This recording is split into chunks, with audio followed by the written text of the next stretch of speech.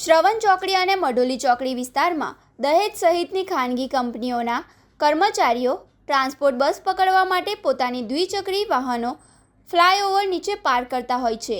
આ વાહનો જાહેર માર્ગની બાજુમાં અવ્યવસ્થિત રીતે ઊભા રહેવાથી ટ્રાફિકમાં અવરોધ સર્જાતો હતો, જેના કારણે વ્યસ્ત સમયે વાહન વ્યવહાર પ્રભાવિત થવા ઉપરાંત અકસ્માતનો ભય પણ રહેતો હતો।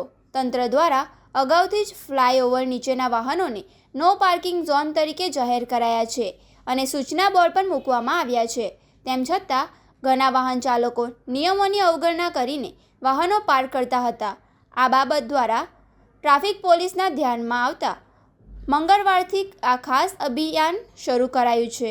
ટ્રાફિક પોલીસની ટીમે શહેરના વિવિધ સ્થળોએ કાર્યવાહી કરી ગેરકાયદેસર પાર્ક કરાયેલા વાહનોને ડિટેઇન કર્યા હતા। આ દરમિયાન કેટલાક વાહન ચાલકોને ટ્રાફિક નિયમો અંગે સમજણ આપી ભવિષ્યમાં નો પાર્કિંગ ઝોનમાં વાહનો પાર્ક ન કરવા સૂચના અપાઈ હતી।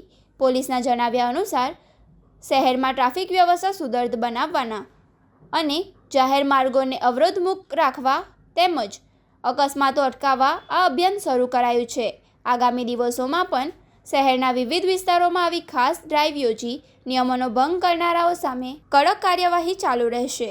સિટી ટ્રાફિક પોલીસે તમામ વાહન ચાલકોને અપીલ કરી છે કે તેઓ જાહેર સ્થળોએ નો પાર્કિંગ ઝોનમાં વાહન પાર્ક કરવાનું ટાળે, ટ્રાફિક નિયમોનું પાલન કરે અને શહેરની ટ્રાફિક વ્યવસ્થા જાળવવામાં સહયોગ આપે।